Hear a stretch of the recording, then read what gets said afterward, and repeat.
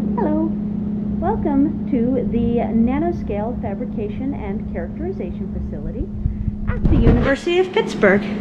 We are here in the sub-basement of Benedum Hall, and the first thing that you'll do when going into the facility is dust your shoes. I will be placing my hand on a button here, my foot in, and now we can go inside.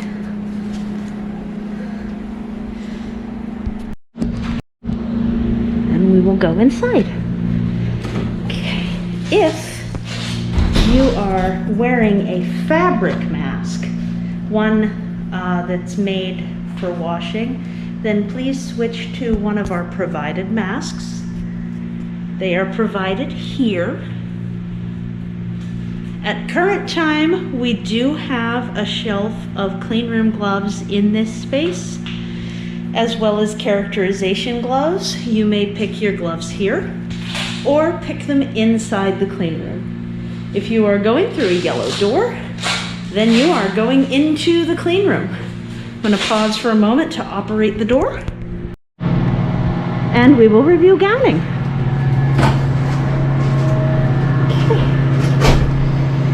So, as you recall from the click-through training, you will be doing head coverings, gloves, shoe covers, gown. Make sure you remember to pick up eye protection somewhere along that way. It helps to remember that the order is just to continue moving straight through the room.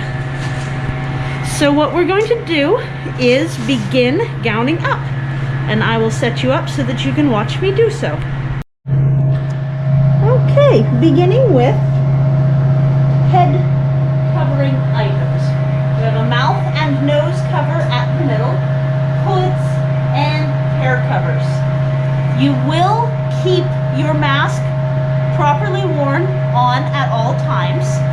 You may use cap and mouth and nose cover together, or you may use hood alone. These will go over top of your face mask.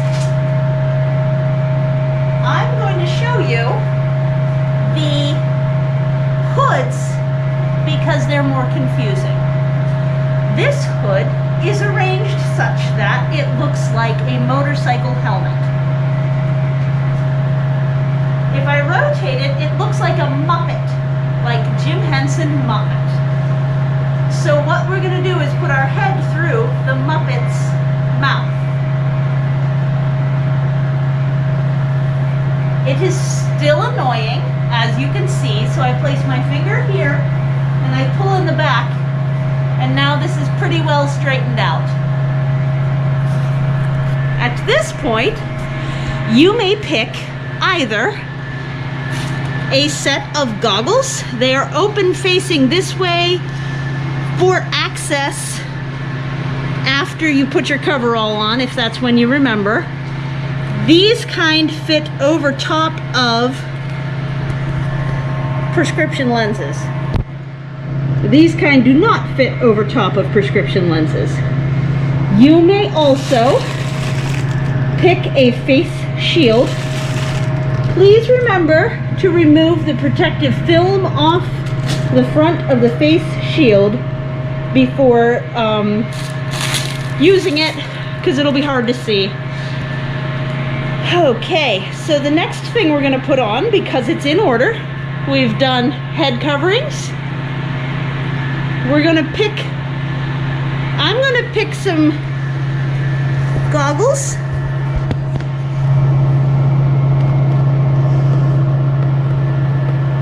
For this, I am going to disinfect it. So we have wipers here, and we have disinfectant, particle removal, disinfectant. This is special. This, we're going to use disinfectant for our goggles. I'm going to pause while I do this. These are now disinfected, and I have placed them.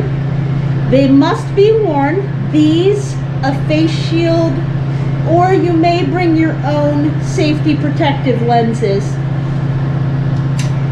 Prescription lenses are not sufficient for protection in the clean room. You must have chemical and impact protective lenses of some sort. The next thing we're going to do is pick a size of glove and put them on.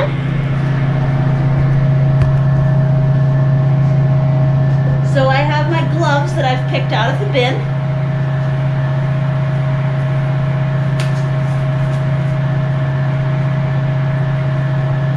Next, I will pick either a smaller shoe cover or a larger shoe cover. Men's size 9, which is around, I believe, a 37 in European sizing, is the dividing point between these two types of shoe covers. If you have very small feet, you will need these, or you may step out of the elastic. And if you have larger shoes, which may include thick soles on the bottom of your shoes, you may need the larger size. In this case, actually pause. In this case, we will be using the shoe covers.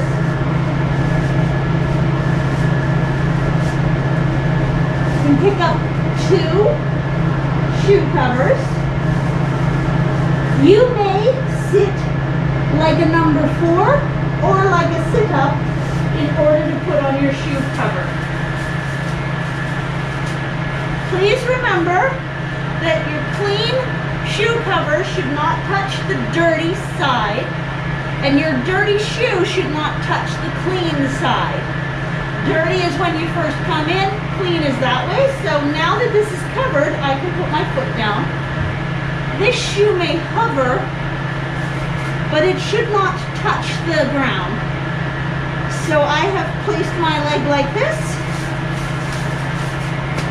And I should mention that I did start with the leg that is closer to the room where I am going, which reduces difficulties in getting there. The next thing we're going to do is the coverall, and that will be the last step in gowning up. Please note that in order to bring any supplies inside the lab, they must be processed for particle removal first. This is the particle remover. It is called Nova Clean, and it is a particle filtered detergent water, very mild. And as an example, I will clean my phone. So I've pulled the wipe, and I am going to spray the wipe, not my sample. This will then be used. You may follow the full procedure if you wish to maximize your particle removal. In this case, I'm just wiping it down on all exposed surfaces. This is a good reminder that only non-porous items, and that includes wafer boxes, should be brought in, and anything that is a sample should be carried in a container that is clear, plastic, and sealing. If you wish to bring in chemicals that are not previously supplied, please check in with a staff member first. And if you're not sure if what you can bring inside can come inside, let us know and we can help. All right, so let's put on the coverall. Now that you are on the clean side of the gowning room, you have access to several coveralls. I would like to point out that there is a section called General Use Gowns. Our top 25, perhaps more at a later date, users may be granted designated hangers. These are marked by size, so you can find your size by looking at the lapel. There is an M there. L, L. We have a few different brands at the moment. This will be the standard brand in the future. So you can see there's a few coveralls here. So you can take selection if your size is not available when you wish for it. There are additional supplies at the top. And this is where you will pull your coverall from. I do also want to point out that at several places around the cleanroom gowning at this time, we have guidelines posted to help, as we have just returned to this system and people may need to review the process. So, having picked the coverall of the appropriate size for you, my recommended method for keeping the wrists of the garment from dragging on the floor is to take your coverall so that the zipper is facing away from you, fully unzipper it so that that's fully open now. Take one wrist in one hand and about halfway up the zipper, take another wrist in the other hand and about halfway up the zipper. You can now adjust so that you have a little bit of your hand free. The idea is that if the wrist is in your hand, it is not on the ground. You can then sit. You see I have the wrists here and here. And I'm going to pull my foot the rest of the way through. Same again. And I'm going to stand up and pull these so that they're up all the way like pants. At this point, I can drop the wrists and they are no longer at risk of touching the ground. Even our users who are a little shorter have no problem with this. I have not seen anyone risk touching the ground. So now you can finish any way you like.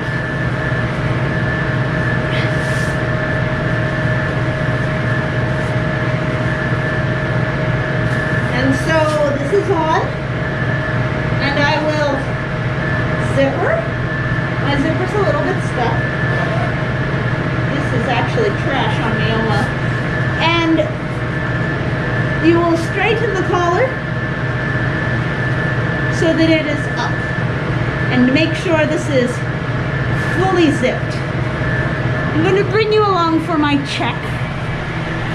Before entering, especially when I am new, I look in the mirror and ensure that I have my head covered, this covered, my eyes are protected, gloves, zippered up totally, and shoe covers. And with that, we can now go inside. In this section, we will review going into the lab and seeing the primary safety aspects that need to be seen.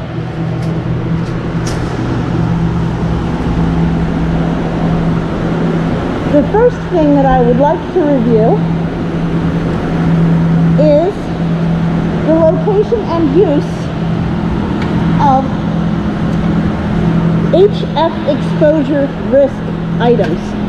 Keep in mind that any exposure does need to be reported for an ER visit if this were to occur. We do want everyone who may be around to know the location and method of use for related supplies. So this is our acid hood. From the entrance acid hood, here is the shower and eye wash station. 5 minutes. During the 5 minutes of rinse time, it is a good time to speed dial. That is pit police. I'm going to hit done. The pit police number will allow you to have the room number of your location be logged with your point of contact. So you don't have to explain where you are, which is really, really nice.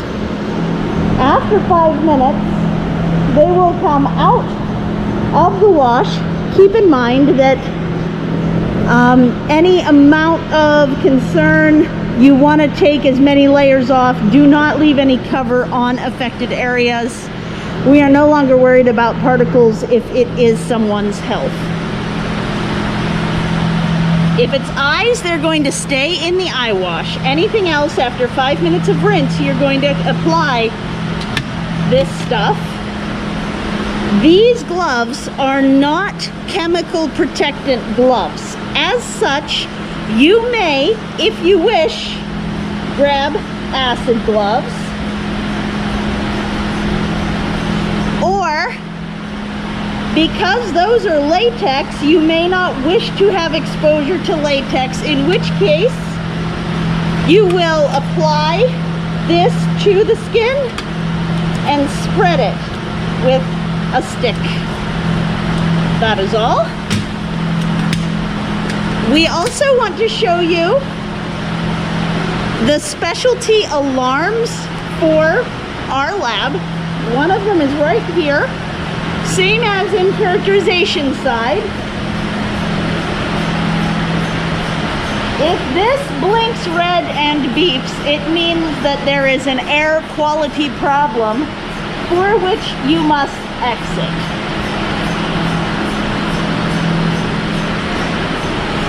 The exit for an air quality problem involves exiting the lab and not standing anywhere near a lab entrance.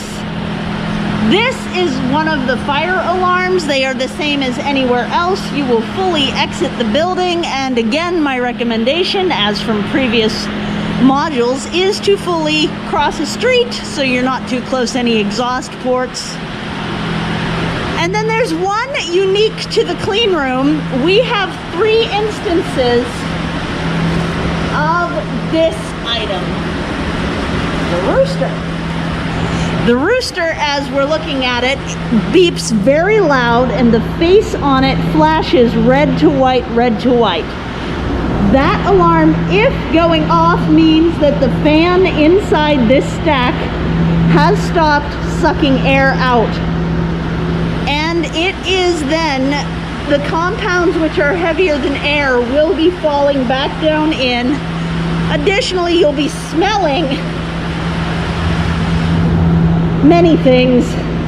You will want to be exiting and not standing near the lab entrance. With the air quality problems, our lab is pressurized, and so the problem can be pushed also out the cracks. So those are the 3 items. If you are exiting, preferably for emergency exit, you would, if possible, go back out gowning. You're not going to stop to take off your outfit. You're simply going to scare people. You will scare people because during COVID times, we sure look scary, don't we?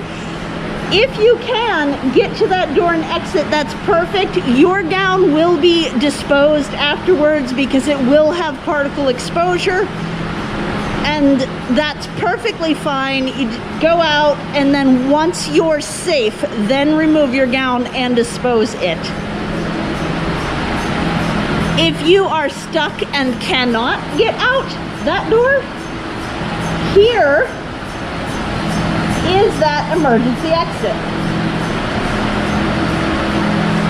It will not close behind you. It will sound an alarm, and it will need a staff key to close it again. So if you use this door, do not wait around trying to get the door to close behind you. It's not going to work. It is here for emergency exit only. And in the case that by some strange chance neither of these doors is available to you, that seems very unlikely, the last ditch effort here would be this one. This is not a preferred emergency exit because you may be going past our waste chemicals and you will be going past gas canisters. That said, it sure is better than being stuck in here. So if you absolutely must, this will work. It's our staff service corridor that does go the whole way out. So that is a review of the safety elements you need to know. I would like to show you also where every phone is in the lab.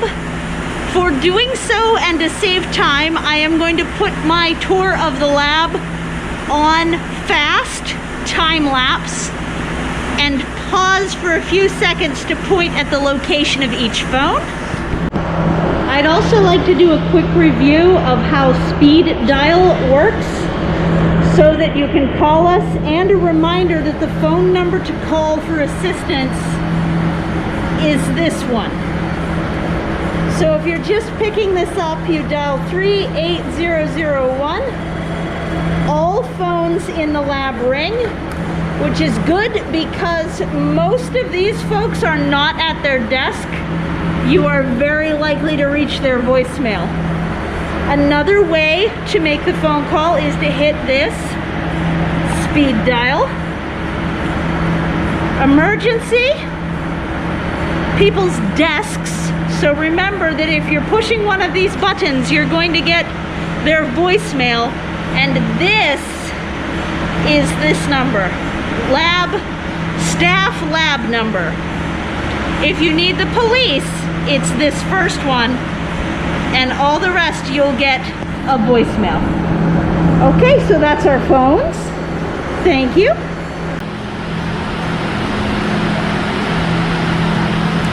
The next module will be Ungowning, for which we will re-enter this room. And now we are going to ungown in the same way that we did when we went out. We are again going to keep the wrists of the garment from dragging on the ground. These are the parts of the garment that would end up over someone's experiment and adding particles to their work. And so that's why we prioritize not touching these to the ground. So the first thing I do is unzipper.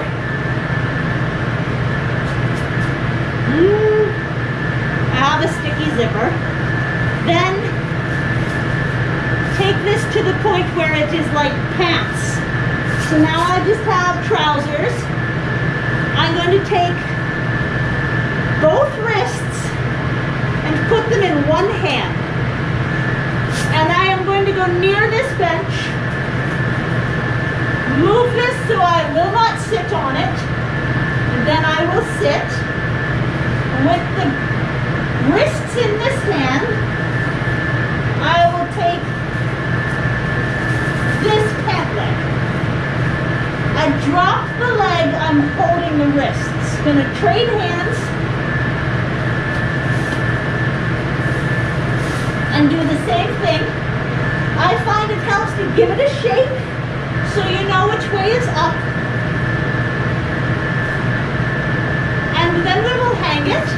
I'm going to change the angle here. Give me just a moment. Okay, so here is my coverall. And I am going to take a hanger and hang it up.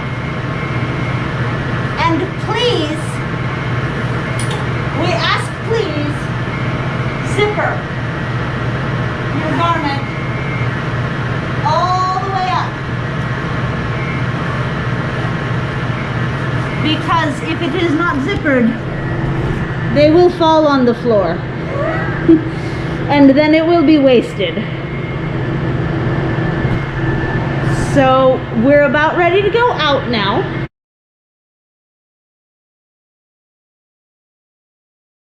At this point, our coverall is off. And we still have shoe covers, gloves, head covering, and goggles. I handled them, I don't know if I was in frame. So we're going to take these on. They are still on because I am on this side, the clean side. And I can take everything but my face mask off once I am over there. So I will step. And now, I will disinfect these to put them back. I will very carefully remove head covering but not face mask and put them in the rubbish. I will remove shoe covers. And lastly, well, imagine I moved two of them. And lastly, I will remove gloves. And then we are ready to go. Thank you so much. I do wish to review location of extra supplies with you. Let me finish with removal of the items I didn't yet, and I'll be right back. All right, quick review of additional supplies. As a reminder, all sizes of coveralls are available up here. If you do not find your size here, you can grab one. Extra wipers, extra hoods, extra caps, extra mouth and nose covers. So that's the head covering extras. I'm gonna turn so you see. They go in here. There are also extra shoe covers in smaller and larger on the floor below, and there are extra gloves. This one's easiest to pull with one hand, which you can pick the size that you need. If you find any of these bins empty, here you have a solution. So, if you have any questions, please let me know. My email directly is b as in boy, ARRJ @pitt.edu. And I look forward to seeing you in the walkthrough. Thanks so much. See you at the lab soon. Bye.